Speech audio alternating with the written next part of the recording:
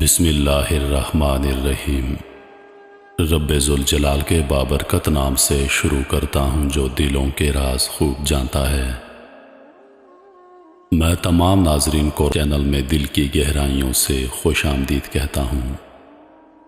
بلخ کی شہزادی۔ شاداب وادی حسین کوثر اور دلکش مناظر کے لیے بلخ کا سارا شہر سارے جہان میں عروس البلاد کے نام سے مشہور تھا۔ موسم گرما میں دور دراز خطوں سے سیاحوں کے قافلے رواں دواں چلے آتے اور اچانک شہر کی رونق میں اضافہ ہو جاتا تھا۔ یہی جشن بہاراں کے دن تھے کہ خراسان کی طرف سے سیاحوں کا ایک کارواں اترا۔ اس قافلے میں ایک حسین نوجوان تھا، گردش ایام کا ستایا ہوا چہرہ ہزاروں دلکشی کے باوجود نہیں چھپتا تھا۔ پھٹے پرانے کپڑے، بکھرے بال، اداس آنکھیں۔ بہار کا موسم گزر جانے کے بعد سیاحوں کے تمام قافلے اپنے اپنے مسکن کی طرف واپس لوٹ گئے، لیکن نوجوان بلخ کی خوشگوار شام و سحر سے کچھ ایسا مانوس ہوا کہ یہیں پر سکونت اختیار کر لی۔ شاہی باغ کے قریب جھاڑیوں کے کنج میں اس نے کٹیا بنا لی اور وہیں پر رہنے لگا۔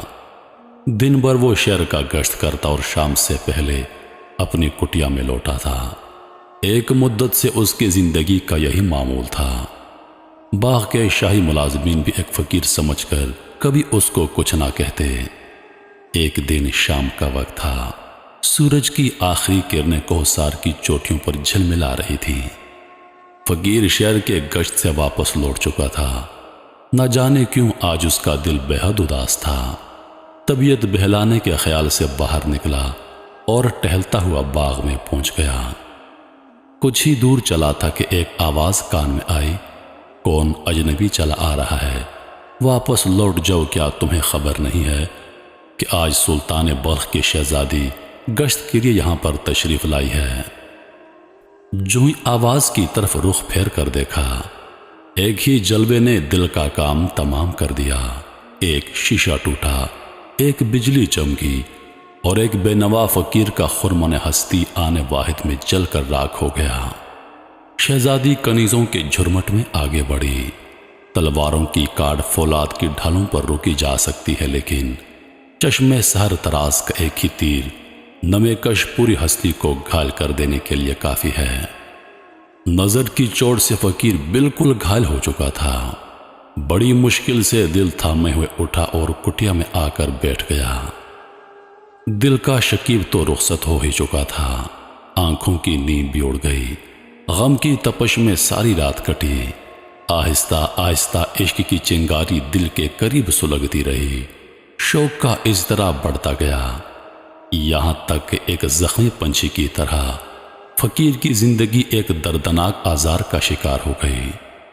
کبھی کبھی مکمل سکوت، کبھی باد صبا سے ہم کلامی، کبھی مناجات سحرگاہی، ویرانے سے انس، تنہائی سے پیار، بیک وقت زندگی کا عجیب حال ہو کر رہ گیا۔ اسی عالم قرب میں کئی مہینے بیت گئے۔ رفتہ رفتہ جوش جنون کا بڑھتا ہوا طوفان تھمنے لگا۔ بالآخر کچھ عرصے کے بعد دل کی تپش ایک محسوس حالت پر آ کر رک گئی۔ اب فقیر پر مدہوشی کا وہ عالم نہیں تھا، اب ایک حوصلہ مند مسافر کی طرح عشق نے ہاتھوں میں چراغ دے دیا تھا اور آرزو کے شوق نے منزل کی طرف بڑھنے کی ہمت پیدا کر دی۔ حسب معمول سلطان بلخ کا دربار لگا ہوا تھا۔ فریادیوں کے مقدمات کی سماعت شروع ہو چکی تھی۔ اتنے میں ایک نقیب نے آ کر اطلاع دی، جہاں پناہ ایک فقیر آپ سے ملنا چاہتا ہے۔ غالباً وہ کوئی فریاد لے کر حاضر ہوا ہے۔ حکم صادر ہوا کہ اسے اندر بلا لیا جائے۔ چند ہی لمحے کے بعد فقیر دربار میں حاضر کیا گیا۔ ہونے والے مقدمے کی سماعت کا سلسلہ ختم ہو جانے کے بعد خطاب شاہی فقیر کی طرف متوجہ ہوا، تمہاری کیا فریاد ہے؟ فقیر نے جواب دیا، ایک ایسی درخواست لے کر حاضر ہوا ہوں جسے مجمع عام میں نہیں پیش کر سکتا، تنہائی کا موقع عنایت فرمایا جائے۔ دربار ختم ہونے کے بعد فقیر کو طلب کیا گیا۔ وزیر نے دریافت کیا، جہاں پناہ کے حضور میں تمہیں کیا کہنا ہے؟ جہاں بنا کی شہزادی کے ساتھ نکاح کی درخواست لے کر حاضر ہوا ہوں۔ فقیر نے نہایت جرأت سے جواب دیا۔ اب فقیر کی زبان کا یہ جملہ ختم نہ ہونے پایا تھا کہ فرط غضب میں وزیر کی آنکھوں سے چنگاریاں اڑنے لگیں۔ بھرپور برہمی کے انداز میں کانپتے ہوئے کہا، حرم شاہی کے ساتھ فقیر کی نہایت توہین آمیز جسارت ہے۔ تمہیں اپنی حیثیت کا اندازہ لگانا چاہیے تھا۔ اس ناقابل برداشت گستاخی کی تمہیں سزا ملنی چاہیے۔ سلطان نے وزیر کو خاموش کرتے ہوئے کہا، یہ مجرم نہیں ہے، اسلام کا بخشا ہوا حق استعمال کر رہا ہے۔ پیغام نکاح کے لیے اسلام میں شاہ و گدا، امیر و غریب اور چھوٹے بڑے کا کوئی امتیاز نہیں ہے۔ اس کی درخواست کا جواب تازیانوں کی دھمکی سے نہیں دیا جا سکتا۔ اسے کہہ دیا جائے کہ وہ اپنا جواب حاصل کرنے کے لیے 1 ہفتے کے بعد آ جائے۔ یہ جواب سن کر پیشانی میں امید کی تابانی کے لیے فقیر دربار شاہی سے واپس لوٹا۔ دل مبتلا کے لیے 1 ہفتے کی مدت صبح قیامت کی طرح طویل ہو گئی۔ بڑی مشکل سے انتظار کے دن کٹے۔ اس درمیان میں بادشاہ نے وزیر کو اپنی منشا سے آگاہ کر دیا تھا کہ صاف انکار کے بجائے اس نے تدبیر سے فقیر کو ٹالا جائے، یا پھر کوئی ایسی کڑی شرط رکھی جائے جس کو پورا کرنا قریب قریب ناممکن ہو۔ جب 7ویں دن فقیر دربار میں حاضر ہوا تو وزیر نے نہایت خندہ پیشانی سے اس کا خیر مقدم کیا، اعزاز کے ساتھ بٹھایا اور مہر و شرافت کی زبان میں فقیر سے مخاطب ہوا۔ شہزادی کے لیے دنیا کے نامور اور عظیم لوگوں کی طرف سے بے شمار رشتے آ چکے ہیں، تمہارا پیغام بھی انہی میں شامل کر لیا گیا ہے۔ البتہ تم اگر ایک شرط پوری کر دو تو یقین دلاتا ہوں کہ تمہارا پیغام قبول کر لیا جائے گا۔ وزیر کا جواب سن کر اندھیرے میں ایک کرن پھوٹی اور فرط شوق سے فقیر کی آنکھیں چمک اٹھی۔ بے خودی کے عالم میں بول پڑا، فرمایا جائے میرے لائق کیا خدمت ہے، میں شرط پوری کرنے کے لیے اپنی متاع زندگی داؤ پر لگا دوں گا۔ وزیر نے کہا، شہزادی کی انگوٹھی کے لیے سیاہ رنگ کا ہیرا چاہیے، اس سے زیادہ اور کوئی شرط نہیں۔ اس شرط کی تکمیل اگرچہ ناممکن حد تک مشکل ہے، لیکن مجھے یقین ہے کہ میں اسے پورا کر دوں گا۔ سنا ہے کہ وہ ہیرا سیاہ رنگ کے پہاڑوں کی برفیلی چوٹی میں پیدا ہوتا ہے، خدا میری مدد کرے گا۔ رات بھیگ چکی تھی، سارا شہر سناٹے کے عالم میں محو خواب تھا۔ فقیر کی کٹیا سے کبھی کبھی سسکیوں کی آواز سنائی پڑتی۔ پیشانی زمین پر رکھے ہوئے اشکبار آنکھوں کے ساتھ وہ کہہ رہا تھا، اے دردمندوں کے چارہ ساز، سلگتا ہوا دل لے کر تیرے دربار میں حاضر ہوا ہوں، حسرت کی جلی ہوئی راکھ کو زندہ کر دے۔ اے مجبور بندوں کی آخری امیدگاہ، مشکلات کے اندھیرے میں قدم اٹھا رہا ہوں، اپنی رحمتوں کے سائے منزل مقصود تک پہنچا دے۔ اپنے حبیب کی شاداب تجلیوں کے صدقے میرے رستے ہوئے زخموں اور بھیگی ہوئی پلکوں پر رحم فرما دے۔ صبح ہوتے ہوتے اس کے آنسوں کا طوفان تھم گیا۔ سجدے سے سر اٹھایا تو پیشانی کے افق پر یقین کا اجالا چمک رہا تھا۔ شاید رحمت بندہ نواز کی کوئی غیر محسوس تجلی دل کے ویرانے میں اتر آئی تھی۔ ایک عزم لیے ہوئے فقیر اٹھا اور کاندھے پر تیشہ رکھ کر آبادی سے باہر نکل آیا۔ عالم و فیشت میں شبانہ روز چلتا رہا۔ اسے اپنی منزل خود نہیں معلوم تھی کہ دل کے غیبی سگنل پر قدم آگے بڑھ رہے تھے۔ خدا کی اس وسیع کائنات میں سیاہ رنگ کے ہیرے کا ایک چمکتا ہوا نگینہ مطلوب تھا۔ چلتے چلتے ایک دن کوہسار کی وادی میں شام ہو گئی۔ ہر طرف وحشتناک تاریکی اور بھیانک سناٹا چھایا ہوا تھا۔ جدھر نگاہ اٹھتی سربا فلک پہاڑوں کی دیواریں راستہ روکے کھڑی تھی۔ حیرانی کے عالم میں ایک پتھر کی چٹان پر بیٹھ گیا۔ تھوڑی دیر بعد درندوں کی خوفناک آوازیں ہر طرف سے گونجنے لگیں۔ زندگی خطروں میں گر گئی، جان کے لالے پڑ گئے، لیکن خدا کی کارسازی پر اس کے دل کا مخفی اعتماد پہاڑ کی چٹان سے بھی زیادہ مضبوط تھا۔ کرشمہ غیب کے ایک تماشائی کی طرح وہ ساری رات جاگتا رہا۔ صبح کے وقت جو ہی آنکھ لگی، کسی نے شانہ پکڑ کر ہلایا، آنکھ کھل گئی۔ ایک بوڑھا آدمی سامنے کھڑا کہہ رہا تھا، جس راستے سے تم یہاں پر پہنچے ہو اس کے دھانے پر کالے پہاڑ کی برفیلی چوٹی سے ایک بہت بڑی چٹان ٹوٹ کر گری ہے۔ یہ سونے کا وقت نہیں ہے اور کاٹ کر اپنے نکلنے کا راستہ بنا لو، ورنہ آج شام تک یہ ساری وادی برف کے سیلاب میں ڈوب جائے گی۔ فقیر گھبرا کے اٹھا۔ جیسے ہی وادی کے دھانے پر پہنچا دیکھا برف کی بہت بڑی چٹان راستے میں حائل ہو گئی ہے۔ سارا دن تیشہ چلاتا رہا، دن بھر کی لگاتار محنت کے باوجود گزرنے کے لائق راستہ نہ بن سکا۔ سورج ڈوب رہا تھا۔ فقیر نے پوری طاقت کے ساتھ تیشہ چلایا۔ بھرپور وار سے چٹان کا بہت بڑا حصہ ٹوٹ کر بکھر گیا۔ جمی ہوئی چٹان کے اندر سیاہ رنگ کا ایک تابیدار نگینہ چمک رہا تھا۔ فقیر نے حیرت کے ساتھ اسے کھود کر نکالا۔ ہتھیلی پر رکھتے ہی ایک کرن پھوٹی اور آنکھیں خیر ہو کر رہ گئیں۔ فقیر کا دل جھوم اٹھا۔ نامعلوم طور پر اسے یقین ہو گیا کہ یہی وہ سیاہ رنگ کا ہیرا ہے جسے گہرے مقصود کے لیے شرط قرار دیا گیا ہے۔ ایک حیرت انگیز خوشی کے عالم میں وہ بلخ کی طرف چل پڑا۔ کئی دن کے سفر کے بعد وہ بلخ پہنچ گیا۔ دوسرے روز شاہی دربار میں فاتحانہ شان کے ساتھ داخل ہوا۔ وزیر نے دیکھتے ہی ایک برہمی کے انداز میں کہا، تم پھر آ گئے؟ حالانکہ اس دن تم سے آخری بات کہہ دی تھی۔ شریف لوگوں کا یہ شیوا نہیں تھا۔ برہم ہونے کی ضرورت نہیں، میں شرط پوری کر کے آیا ہوں۔ یہ کہتے ہوئے سیاہ رنگ کا چمکتا ہوا ہیرا بادشاہ کے سامنے رکھ دیا۔ پہلی بار دنیا کا ایک بے مثل ہیرا دیکھ کر سارا دربار دنگ رہ گیا۔ بادشاہ بھی حیرت میں ڈوب گیا۔ وعدے کے مطابق فقیر نے اپنے حق کا مطالبہ کیا۔ اسے یقین تھا کہ شاید مقصود سے ہمکنار ہونے کی گھڑی قریب آ گئی ہے کہ پھر وزیر نے اسے تسلی دیتے ہوئے کہا، اس میں شک نہیں کہ تم نے طلب صادق کا حق ادا کیا ہے، لیکن ایک آخری شرط رہ گئی ہے، اسے بھی پورا کر دو تو تمہاری درخواست قطعاً منظور کر لی جائے گی۔ یقین کرو، تمہارے جذبہ صادق کی آخری آزمائش ہے، بالکل آخری۔ توقع کے خلاف وزیر کا یہ جواب سن کر فقیر کے تصورات کی دنیا بکھر گئی۔ یکایک دل کی ساری امنگوں کا خون ہو گیا، لیکن وہ عشق ہی کیا جس میں ناکامیوں کی چوٹ نہ لگے۔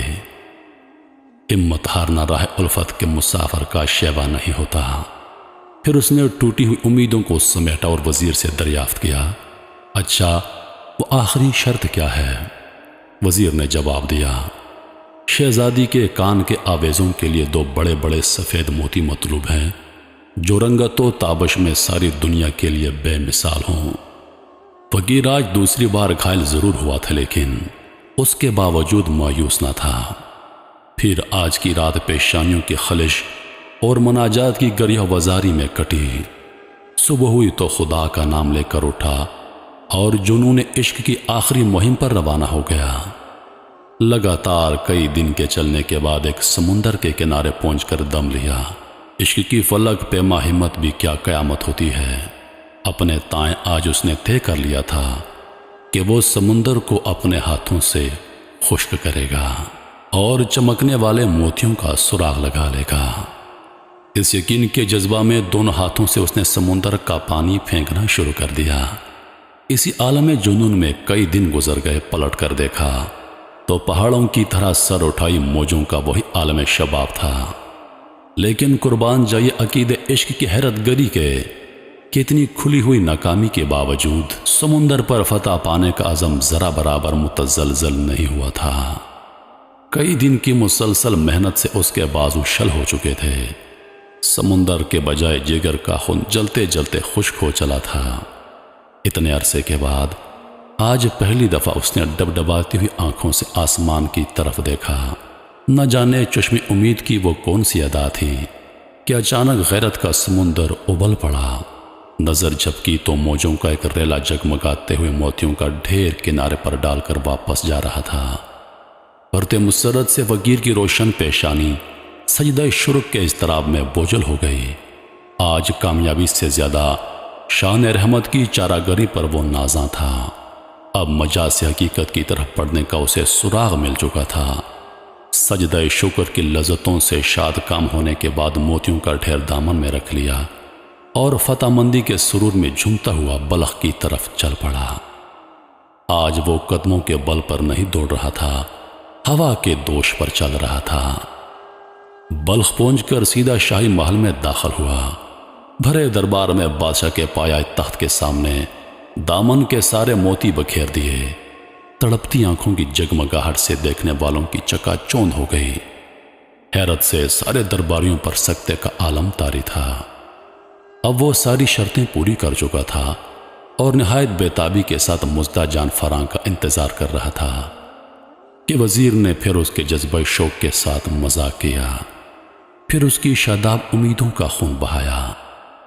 وزیر نے کہا، تم نے ساری شرطیں پوری کر دی، لیکن ذرا غور کرو، ایک گمنام فقیر اور ایک معزز شہزادی کے درمیان کتنا بڑا فرق ہے۔ اس لیے بہتر ہے کہ تم اپنے جنون سے دستبردار ہو جاؤ۔ شاہی خاندان کے اعزاز کو صدمہ پہنچا کر تم کبھی سرخرو نہیں ہو سکو گے۔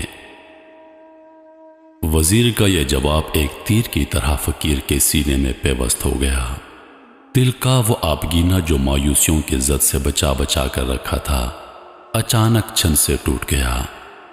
پہاڑوں اور سمندروں کا فاتح آج کامیابی کی منزل کے قریب پہنچ کر شکست کھا چکا تھا۔ یک بیک شاہی محل میں شور برپا ہوا۔ بدحواسی کے عالم میں ایک کنیز نے آ کر خبر دی کہ اچانک شہزادی بے ہوش ہو چکی ہے، نبض ٹھنڈی ہو رہی ہے اور آنکھیں پتھرا گئی ہیں۔ سارے محل میں کوہرام مچا ہوا ہے۔ بادشاہ کے پہنچتے پہنچتے شہزادی کی زندگی کا چراغ گل ہو چکا تھا۔ اس حادثے پر ہر طرف صف ماتم بچھ گئی۔ سارا دربار سوگ میں ڈوب گیا۔ شدت غم سے بادشاہ پاگل ہو گیا۔ اس خبر سے سارے شہر میں ایک سکتے کا عالم طاری ہو گیا۔ فقیر کے پہلو میں حسرتوں کی ایک لاش جو پہلے ہی موجود تھی، اب امیدوں کی آخری لاش بھی اسے اٹھانی پڑی۔ اس قیامت خیز واقعے پر مملکت کا ہر شخص سوگوار اور آبدیدہ تھا، لیکن حیرت یہ تھی کہ فقیر کے چہرے سے اضطراب کی کوئی علامت نہیں ظاہر ہو رہی تھی۔ جب تک شہزادی کی تجہیز و تکفین کا سامان ہوتا رہا، فقیر سر جھکائے ساکت اور خاموش بیٹھا رہا۔ جب جنازہ شاہی محل سے روانہ ہوا تو ہمراہ چلنے والوں میں یہ بھی شامل ہو گیا۔ شہر کے سب سے وسیع میدان میں لاکھوں کے ہجوم میں نماز جنازہ کی ادائیگی کی گئی اور شام ہوتے ہوتے شاہی قبرستان میں شہزادی کو سپرد خاک کر دیا گیا۔ افسوس کے ناز و ادا اور جمال و زیبائی کا ایک گل رانا آج کئی من مٹی کے نیچے دبا دیا گیا۔ یہ تنہا ایک شہزادی کی موت نہیں تھی، ساتھ ساتھ بے شمار امیدوں کی موت ہو گئی۔ رات کی زلف و سیاہ کمر سے نیچے ڈھل چکی تھی۔ سارا شہر سوگوار اداسیوں میں ڈوبا ہوا تھا۔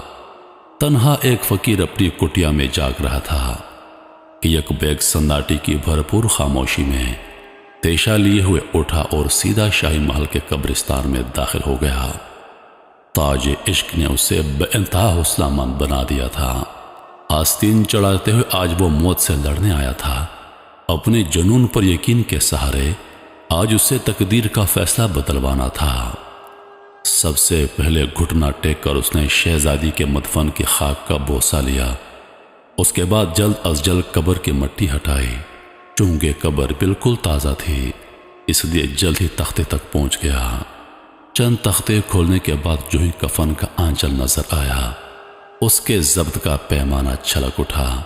بے اختیار قبر کے اندر اتر پڑا اور عشق کی بخشی ہوئی ہمتوں کے سہارے ناش کو باہر نکالا، کاندھے پر رکھا اور تیز تیز ویران جھاڑیوں سے گزرتا ہوا کٹیا میں آ کر بیٹھ گیا۔ کاندھے سے ناش اتار کر انتہائی حفاظت اور احترام کے ساتھ ایک گوشے میں لٹا دیا۔ اب عشق کا فرشتہ ایک ٹھنڈی لاش کے اندر زندگی کی تپش واپس لانے کے لیے آسمان کی طرف مائل پرواز تھا۔ آنسوؤں میں نہائی دعا جو ہی عرش سے ٹکرائی، اچانک کٹیا کے دروازے پر کسی کے قدموں کی آہٹ محسوس ہوئی۔ آنے والا اپنی باز و قطع سے کوئی طبیب معلوم ہو رہا تھا۔ سر پر دواؤں کا بوجھ لادے ہوئے اس کے ہمراہ ایک ملازم بھی تھا۔ کٹیا کے اندر داخل ہوتے ہی طبیب نے شہزادی کا کفن اٹھایا، نبض پر ہاتھ رکھا اور فقیر کو آواز دی، وقت کی قیمتی مہلت ضائع مت کرو۔ زندگی کی واپسی کی توقع گھڑی دو گھڑی کے مہمان ہے۔ شہزادی کی موت نہیں ہوئی، سکتے کی حالت طاری ہے۔ زنبیل سے دوا کی ایک شیشی نکال کر فقیر کو دیتے ہوئے کہا، نہایت تیزی کے ساتھ شہزادی کے تلووں پر اس کی مالش کر دو۔ اب فقیر کی پر امید نگاہوں کا عالم قابل دید تھا۔ ادھر اس نے دواؤں کی مالش شروع کر دی، ادھر طبیب کی نگاہیں شہزادی کے چہرے پر جم گئیں۔ چند لمحے بعد اچانک شہزادی کے جسم میں ایک حرکت پیدا ہوئی۔ فقیر یہ کرشمہ حیرت دیکھ کر خوشی سے پاگل ہو گیا۔ طبیب نے پھر ایک سیال دوا کی شیشی اٹھائی اور شہزادی کی ناک میں اس کے چند قطرے ٹپکائے۔ فوراً شہزادی کو ایک چھینک آئی اور شہزادی نے آنکھیں کھول دی۔ اچانک ایک اجنبی ماحول میں اپنے آپ کو دیکھ کر شہزادی حیران رہ گئی۔ کفن کے آنچل سے منہ ڈھانپتے ہوئے کہا، میں اس وقت کہاں ہوں؟ میرے ساتھ کیا واقعہ پیش آیا تھا؟ جلدی بتاؤ، دماغ پاگل ہو رہا ہے۔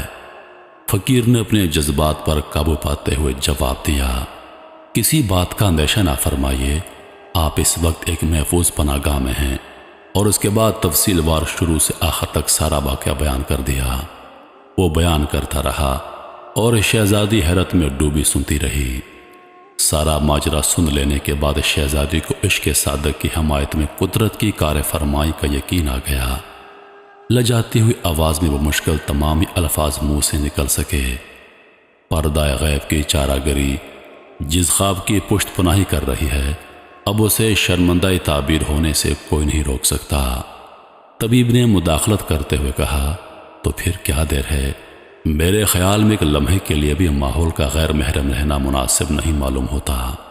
یہ کہتے طبیب نے فقیر کو سامنے بٹھایا اور اپنے ساتھ ملازم کو شاہد بنا کر ایجاب و قبول کی رسم ادا کر دی اور ایک فرشتہ غیب کی طرح دعا مانگتا ہوا نگاہوں سے اوجھل ہو گیا۔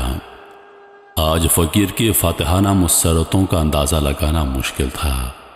خوشی کے آنسوں سے آنکھیں بھری ہوئی تھیں اور بار بار زبان سے یہ الفاظ مچل رہے تھے، خداوند تیری شان بندہ نوازی پہ قربان، یہی میں شفایاب بھی ہو گیا ہوں۔ سچ فرمایا تیرے رسول محترم نے کہ تیرے کرم پر بھروسہ کرنے والے کبھی نامراد نہیں ہوتے۔ فقیر کی زندگی کا آج نیا دور شروع ہو چکا تھا۔ رفتہ رفتہ خوشحالی کے دن سنورنے لگے، مستقبل کا چہرہ نکھرنے لگا۔ شریک غم ساتھی کی طرح شہزادی نے فقیر کے ساتھ اپنی رفاقت کا حق ادا کر دیا۔ نہایت خندہ پیشانی کے ساتھ شاہی زندگی غربت و افلاس کے سانچے میں ڈھل گئی۔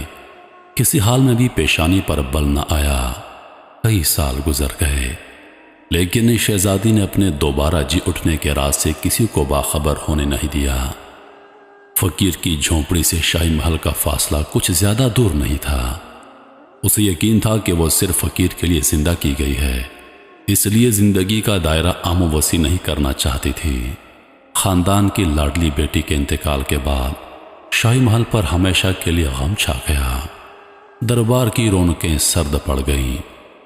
بیٹی کے غم میں بادشاہ کی زندگی مرجھائے پھول کی طرح ہو چکی تھی۔ اب وہ نہ چہل پہل تھی اور نہ وہ شاہانہ کروفر کا اہتمام تھا۔ طبیعت سادگی کی طرف مائل ہو گئی۔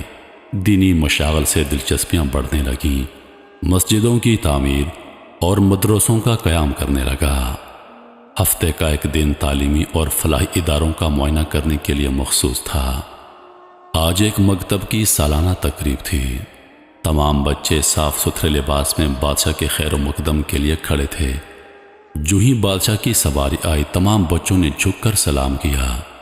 ناگہاں بادشاہ کی نظر ایک 4 سالہ بچے پر پڑی اور دل اس کی طرف کھنچنے لگا۔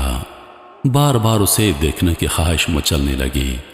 بالآخر اسے پاس بلا کر بٹھا لیا اور معلم سے دریافت کیا، اتنا خوبصورت بچہ، اتنا دلکش چہرہ میری نظر سے پہلی بار گزرا ہے۔ یہ کسی ارجمند باپ کے چمن کا پھول ہے۔ معلم نے جواب دیا، بادشاہ سلامت، اسے مدرسے میں داخل ہوئے چند دن ہوئے ہیں۔ اس کا باپ اسے لے کر آیا تھا، جو ظاہری طور پر مسکین آدمی معلوم ہوتا تھا۔ بادشاہ حیران تھا، ایسا روشن تابندہ بچہ کیوں کر پیدا ہو گیا۔ چلتے وقت معلم کو ہدایت کر گیا کہ اس کے باپ کو بچے کے ہمراہ دربار میں حاضر کیا جائے۔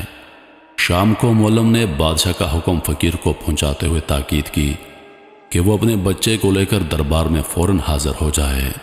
فقیر نے جب شہزادی سے اس کا تذکرہ کیا تو یکایک اس کے چہرے کا رنگ بدل گیا۔ رہ رہ کر اسے محسوس ہونے لگا کہ شاید مشیت الہی ایک سربستہ راز کو بے نقاب کر دینا چاہتی ہے۔ حاکم کا حکم تھا۔ دوسرے دن بچے کو بنا سوار کر باپ کے ہمراہ کر دیا۔ پیدائشی حسن کی رونق کیا کم تھی کہ اب ظاہری آرائش نے اسے نگار خانہ قدرت کا شاہکار بنا دیا۔ بچے کو ہمراہ لے کر جب فقیر اپنا بھیس بدل کر دربار میں حاضر ہوا تو بیک وقت سینکڑوں نگاہیں بچے کی طرف گئیں۔ چہرہ جمال کی تابندی اور جلوہ خداداد کی دلکشی دیکھ کر ہر شخص دم بخود رہ گیا۔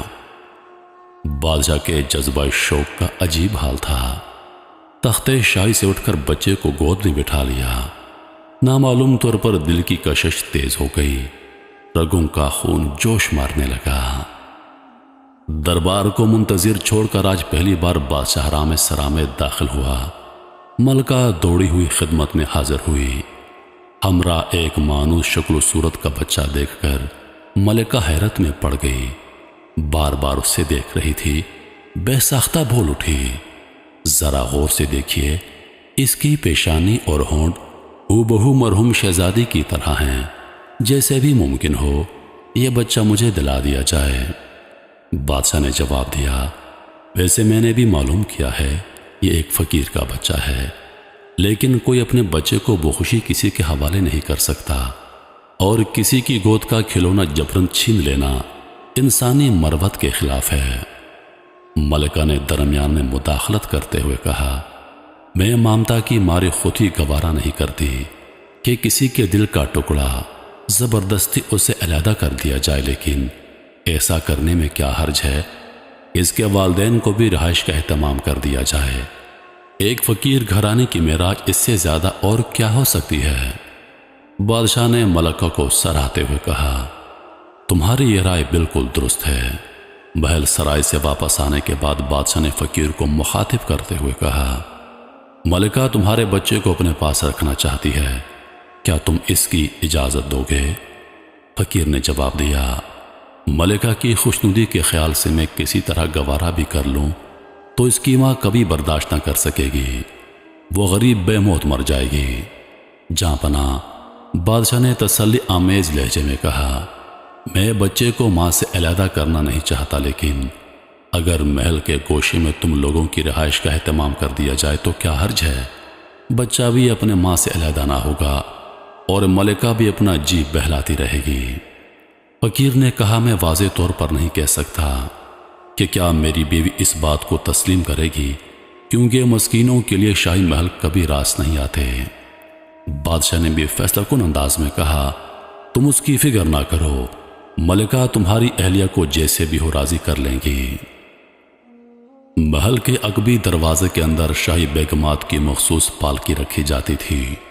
شاید آج ملکہ کہیں جانے والی تھی۔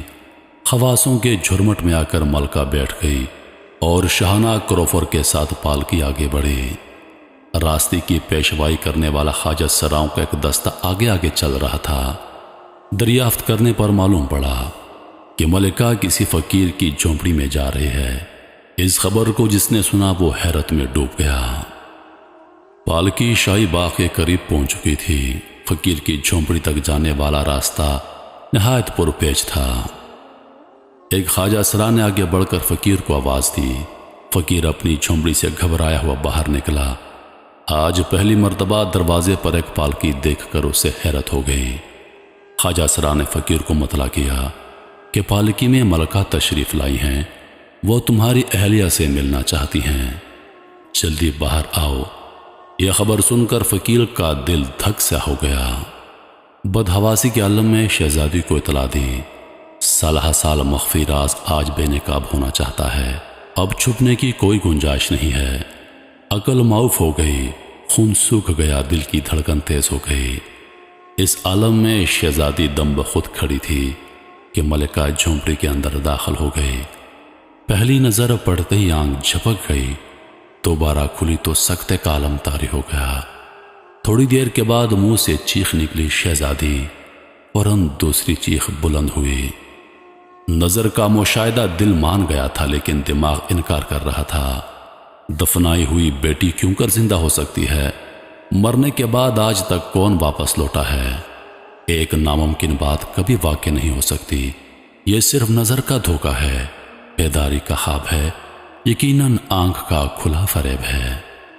پھر ملکہ نے پاگلوں کی طرح آنکھیں پھاڑ پھاڑ کر دیکھنا شروع کر دیا۔ پھر چیخیں بلند ہوئی، کیا واقعی شہزادی ہو؟ میری لختی جگر ہو، میری آنکھوں کی روشنی؟ ہائے آج میری نگاہوں کو کیا ہو گیا ہے؟ سچ بتاؤ تم کون ہو؟ شہزادی نے بھرائی ہوئی آواز میں کہا، یقین کیجئے میں سچ مچ آپ کی شہزادی ہوں۔ میں آپ کی وہی بدنصیب بیٹی ہوں جسے مردہ سمجھ کر دفنا دیا گیا تھا۔ کرشمہ قدرت سے میں دوبارہ جی اٹھی ہوں۔ حیرت نہ کیجئے، عشق کی غیبی توانائی مجھے عالم برزخ سے یہاں تک کھینچ لائی ہے۔ میں صرف ایک سچے اللہ والے فقیر کے لیے زندہ کی گئی ہوں۔ شاہی محل کے لیے میں آج بھی مردہ ہوں۔ مرتے وقت میرا یہ جملہ آپ کو یاد ہوگا۔ کہیں پاس ہی سے شیشہ ٹوٹنے کی آواز کان میں آئی ہے۔ سن لیجئے کہ مجھے مدفن کی خاک سے اٹھا کر وہ ٹوٹا ہوا شیشہ پھر سے جوڑ دیا گیا ہے۔ اس کے بعد شہزادی نے تفصیل کے ساتھ تمام کہانی سنا دی۔ دل تو پہلے ہی مومن تھا، اب دماغ نے بھی اس واقعے کو قبول کر لیا۔ اب بات جھونپڑی سے باہر نکل چکی تھی۔ بجلی کی طرح سارے شہر میں یہ خبر پھیل گئی کہ 4 سال مری ہوئی شہزادی اچانک جی اٹھی ہے۔ بادشاہ نے سنا تو فرتے خوشی میں پاگل ہو گیا۔ آگے پیچھے سارا شہر فقیر کی جھونپڑی کی طرف چل پڑا۔ نہایت شان کے ساتھ فقیر اور شہزادی کا جلوس نکالا گیا۔ ان کو شاہی محل کی طرف روانہ کر دیا گیا۔ قلعہ مولا کے دروازے پر خیر مقدم کے لیے اراکین مملکت ہاتھ باندھے کھڑے تھے۔ سمندر کی بیتاب موجوں کی طرح بادشاہ کے جذبات میں تلاطم برپا تھا۔ جو ہی قلعہ مولا کے سامنے فقیر کی سواری پہنچی، نعروں سے فضا گونج اٹھی۔ بادشاہ نے آگے بڑھ کر فقیر کو گلے سے لگا لیا۔ سارے محل میں خوشی کی لہر دوڑ گئی، لیکن فقیر ایک رکت انگیز تصور میں ڈوبا ہوا تھا۔ اسے بار بار یاد آ رہا تھا کہ فقیر کا خیر مقدم کرنے کے لیے اس وقت جہاں بادشاہ کھڑا ہے، اسی جگہ ایک دن فقیر کھڑا تھا اور انتہائی سادگی کے ساتھ بازیابی کی اجازت مانگ رہا تھا۔ نہایت اعزاز و توقیر کے ساتھ فقیر کو شاہی محل میں اتارا گیا۔ اب وہ فقیر نہیں تھا، سلطنت کی آنکھوں کا تارا تھا، بادشاہ کا ولی عہد تھا، بلخ کا فرما رواں تھا، لیکن نہیں، وہ اب بھی فقیر تھا۔ ایسا فقیر جس کے آگے بادشاہوں کا جلال سرنگوں تھا، تخت و تاج کا سب سے بڑا اعزاز قدم کی ٹھوکر پر تھا۔ تاریخ ولایت میں فقیر کا نام حضرت ابراہیم بن ادھم رحمت اللہ علیہ ہے۔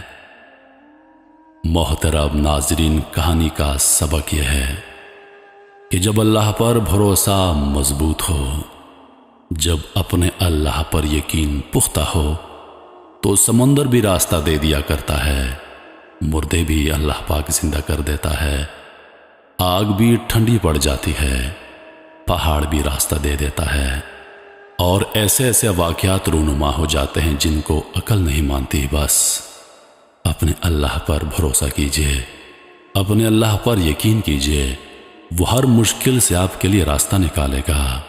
وہ ایسے ایسے واقعات آپ کی زندگی میں رونما کرے گا کہ عقل نہیں مانے گی۔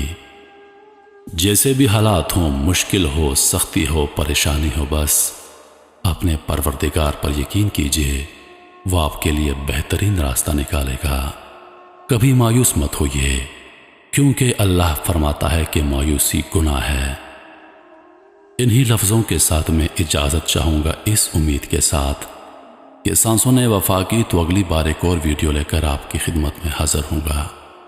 تب تک کے لیے خدا حافظ۔ اللہ پاک آپ سب کا حافظ و نگہبان۔ ہنستے رہیے اور ہمیشہ مسکراتے رہیے۔